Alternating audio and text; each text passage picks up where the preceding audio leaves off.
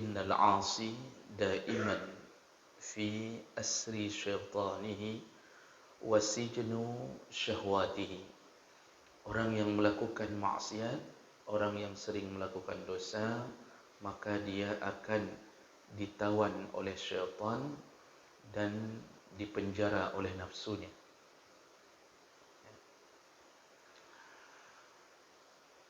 Syaitan berulang-ulang Allah menyebutkan dalam Al-Quran tentang tujuannya kepada anak Adam, yaitu melampiaskan dendam nenek moyangnya. Syaitan telah berjanji di hadapan Allah, dia tidak akan lepaskan anak Adam. Dia akan datang dari depan, belakang, kanan, kiri, dan dia tidak mengatakan atas dan bawah. Pernah saya sebutkan rahasianya di dalam tafsir, kenapa syaitan hanya menyebutkan aku akan mendatanginya, la'atiyannahum min baini aydihim wa min khalfihim. Aku akan mendatangi anak Adam dari depan, belakang, wa an aymanihim, dari kanan mereka, wa an syama'ilihim, dari kiri mereka. Aku akan sesatkan, aku campakkan mereka ke dalam jurang-jurang neraka. Sampai di ujungnya dia mengatakan, dan engkau tidak akan mendapatkan banyak hambamu yang bersyukur, ya Allah. Sekali lagi saya ingin mengulang sebagai pengetahuan, kenapa syaitan tidak mengatakan atas? Karena orang yang selalu menggantungkan dirinya ke atas, kepada Allah, maka tidak akan pernah bisa dijatuhkan syaitan. Segala lini kehidupan digantungkan kepada Allah, maka syaitan tidak mampu menjatuhkannya. Kalau dia ditimpa musibah, maka dia mengatakan bahawa dirinya berserah diri kepada keputusan Allah. Ini perkataan para Nabi. Nabi Ayub berulang-ulang didatangi syaitan. Lihat Tuhanmu yang engkau sembah telah membakar kebunmu, menghanguskan kebunmu. Lihat Tuhanmu yang engkau sembah telah membunuh anakmu, istrimu. Dan lihat Tuhan yang engkau sembah telah memberimu penyakit bertahunan. Apa jawaban Nabi Ayub? Aku ini milik Allah, semua hartaku milik Allah, dan hanya kepada Allah lah semua itu kembali. Langsung syaitan drop, tidak mampu. Makanya kita ini kalau ditimpa musibah disuruh mengucapkan inna lillah wa inna ilaihi raji'un. Kami ini milik Allah dan kepada Allah lah semua kembali. Artinya siapa duluan kembali terserah. Bisa jadi istri, bisa jadi anak, bisa jadi orang tua, atau kita sendiri, tapi intinya semua kembali. Dan ini orang-orang yang bersabar di atas musibah Allah. Maka syaitan tidak mampu menjatuhkan orang yang begini. Keluar dari rumah, bismillahirrahmanirrahim, tawakkaltu 'ala Allah. Dia serahkan dirinya dalam perjalanan kepada Allah SWT. Jadi apapun terjadi, terjadilah. Yang penting saya sudah berada dalam lindungan Allah. Begitulah jalan menuju ke atas yang tidak mampu ditembus oleh syaitan. Jadi selalu dalam berlindung, selalu dalam berlindung. Nah, kenapa syaitan tidak mampu menjatuhkan orang yang jalannya ke bawah? Syaitan tidak mengatakan, aku akan datang dari bawah mereka. Itu maksudnya, kata ahli tafsir, syaitan tidak akan mampu menjatuhkan orang yang selalu merendah, orang yang selalu melihat dirinya orang rendah. At-tazallul, dia merasa dirinya hina, dia merasa dirinya bahawa hamba Allah yang biasa, sehingga syaitan tidak mampu untuk menjatuhkannya dengan menanamkan sifat sombong. Karena sombong ini paling mudah jatuh ke neraka. Sampai Nabi mengatakan, la yadkhulul jannah man kana fi qalbihi misqala habbatin minal kibar. Haram surga bagi mereka yang mempunyai kesombongan sebesar biji sawi. Sebesar biji sawi, bukan daun sawi. Bijinya. Merasa diri paling alim pun sudah jatuh ke neraka. Merasa diri paling carem, paling pintar. Merasa diri paling ahli Quran. Jadi, ini disuruh bersikap seperti orang bawah. Terus-terusan merunduk, baik di hadapan Allah maupun di hadapan manusia. Kapan kita boleh menyombongkan diri? Yaitu ketika berada di medan perang. Itu dibolehkan menyombongkan diri. Artinya berbangga-bangga, peik bahu, pedang di tangan, berteriak-teriak di medan perang agar menimbulkan semangat. Itu dilakukan oleh sahabat Nabi berdasarkan hadis. Jadi ikat kain putih di kepala, ikatnya di kepala, jangan di kaki, pakai hubungan. Jadi dibolehkan. Kemudian dibolehkan sombong ketika menghadapi orang sombong. Maka Imam Syafi'i mengatakan, at-takabbur 'alal mutakabbir sadaqah. Menyombongkan diri di hadapan orang sombong sedekah. Maksudnya kita mengalahkan dia dengan kesombongan kita. Tapi yang dihadapi orang sombong. Siapa contohnya? Menghadapi Fir'aun. Jadi bapak kalau menghadap ke Fir'aun itu boleh sombong. Menghadapi orang-orang zalim, orang sombong, dibolehkan sombong. Orang kaya yang selalu kalau bicara menyombong-nyombongkan harta, nyanjit peidrol dah kira. Kita boleh menaikkan diri sendiri. Misal dia mengatakan gajinya 15 juta, kita mengatakan baru 15 juta kambung. Elok mana gaji, mana tapu ke pegang. Jadi jatuhkan dia. Jangan dia merasa hebat di atas kita. Dibolehkan. Tapi selain daripada itu, tidak dibolehkan menyombongkan diri dengan sesama muslim dan kepada Allah. Sombong kepada Allah dengan menolak perintah Allah dan melakukan larangan Allah. Itu sombong. Makanya Allah paling benci dengan orang yang berhasil digoda syaitan untuk menjadi orang tinggi. Makanya inilah kenapa syaitan tidak menyebutkan kalimat atas, tidak menyebutkan kalimat bawah. Itu kunci selamat kita dunia akhirat. Semua harapan gantung ke Allah.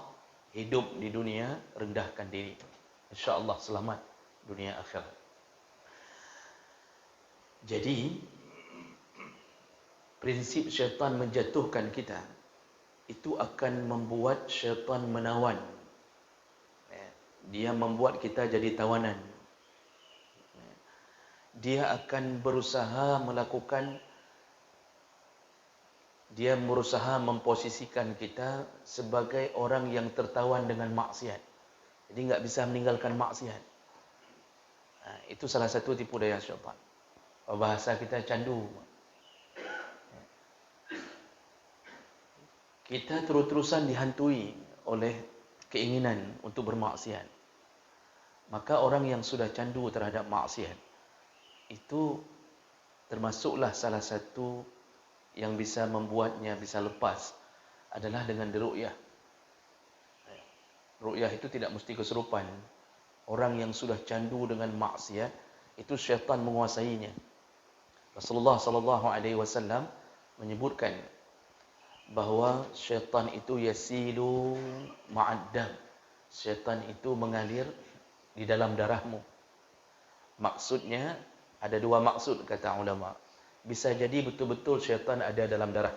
Memang syaitan kalau menguasai dalam darah ini, Pak, dia bisa bergerak. Maka orang-orang yang dikuasai syaitan termasuk sudah level kesurupan, itu merasakan perjalanan syaitan dalam darahnya. Ijak-ijak. Nanti dia berhenti biasanya di lipatan-lipatan. Lipatan lutut, kadang-kadang kuat, kebas, di lipatan ini. Kadang-kadang kebas di sini, tapi ada dia tinggal di dalam, menguasai. Kalau dia sudah pegang ubun-ubun, yang kesurupan. Kalau dia sudah ke sini, dia kesurupan. Dan dia akan mengutip semua memori yang kita punya untuk membuat kebohongan.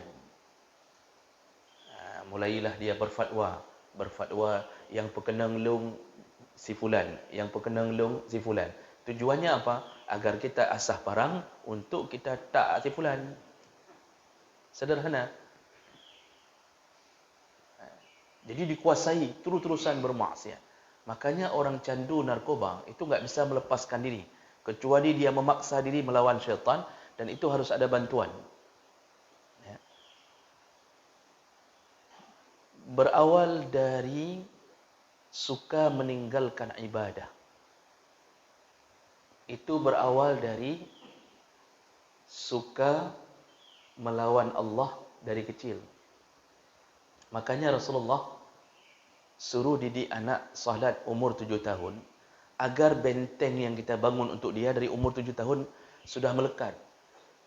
Kalau salatnya bagus, kita didik salat bukan suruh-suruh saja, karena orang tua ada yang suruh-suruh saja. Pergi sana salat. Dia enggak kontrol apakah anaknya sampai ke masjid atau tidak. Yang penting anak kadi tebit, kain sarung taruh di bahu, bukan di paha. Kain sarung taruh di bahu, anak pakai celana pendek keluar. Ya. Itu enggak dikontrol oleh orang tuanya. Pergi sana, pergi ke masjid. Sudah suruh anak ke masjid, dia ayah sembahyang di rumah. Kan cukup mantap jadi ayah. Ya. Suruh anak ke masjid, ayah enggak pernah solat ke masjid. Jadi yang selalu nampak di masjid siapa? Anak. Anak sonyo, anak fulan. Si fulan ho. Enggak pernah nampak. Nah, ini kita merasa baik di saat menyuruh anak.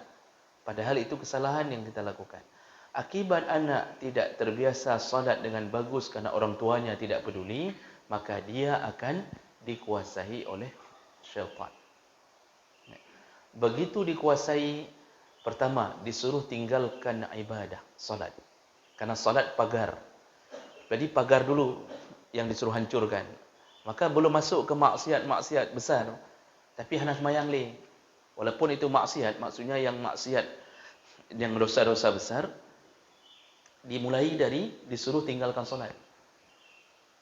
Jadi orang tua kadang-kadang mengatakan, hana pupuh, hana sembahyang. Yang penting kan hana dicemecu. Enggak apa-apa, enggak solat. Yang penting kan enggak mencuri. Yang penting kan dia dengan kita kan tetap baik. Jadi sudah mulai dipelangu. Dipelangu apa bahasa Indonesia-nya? Allahu a'lam. Dia sudah mulai dipermainkan oleh syaitan. Dipermainkan syaitan. Jadi orang tuanya mengira asal anak itu kalau kita panggil dek, tersahut wan, itu sudah baik menurut orang tua. Masalah anak enggak solat enggak apa-apa, yang penting dengan orang tua baik. Itulah salah satu tipu daya syaitan kepada orang tua yang bangai. Kita pikir dia dengan wan itu sudah baik. Padahal dia melawan Allah yang mencipta dia dan mencipta kita. Maka Bapak Ibu yang dimuliakan Allah, hati-hati kalau ditawan syaitan. Itu susah keluar. Yang candu narkoba, candu sabu-sabu, itu sampai kalau tidak ada barang, mutet-tet darah. Ketika tidak ada barang, maka darahnya menggelegak meminta, itu apapun dia lakukan. Sandal masjid hilang, kemudian pot bunga hilang. Selama ini enggak terlalu hilang lagi karena sudah jatuh harganya. Awai, tiak ada. Ibu-ibu pun hari ini sudah menyesal dengan pot bunga putih itu. Enggak ada yang lihat lagi pun. Karena di mana-mana sudah ada semuanya. Janda bolong di mana-mana semuanya. Jadi pot bunga hilang. Siapa yang menghilangkannya? Orang yang sudah dikuasai syaitan. Candu maksiat. Ada orang enggak cukup uang untuk bayar pelacur. Maka dia akan lakukan apapun.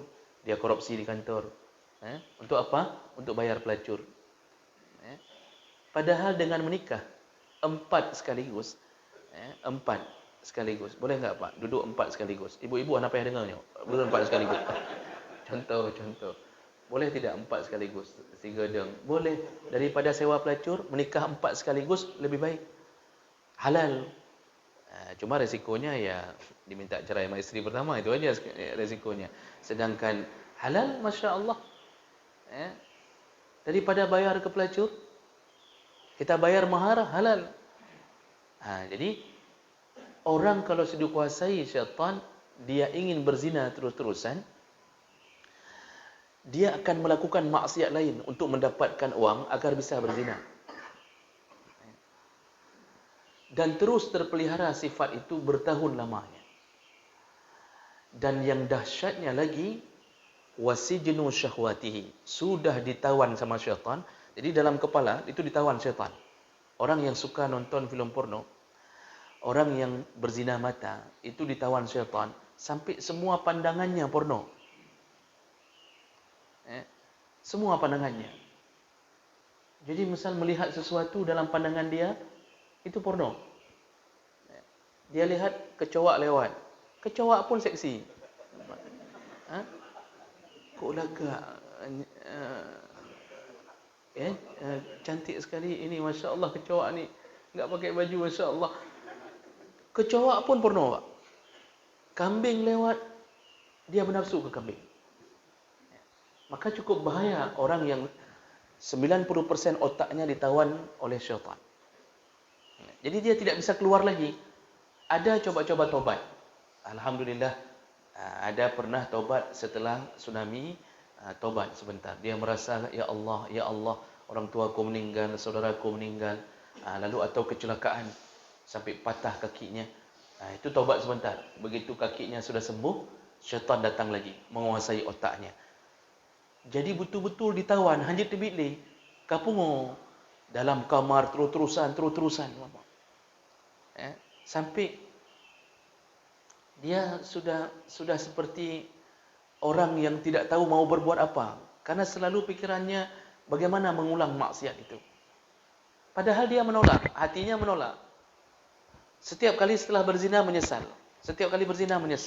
Lalu duduk di depan pintu hotel, karena biasanya berzina di hotel kan.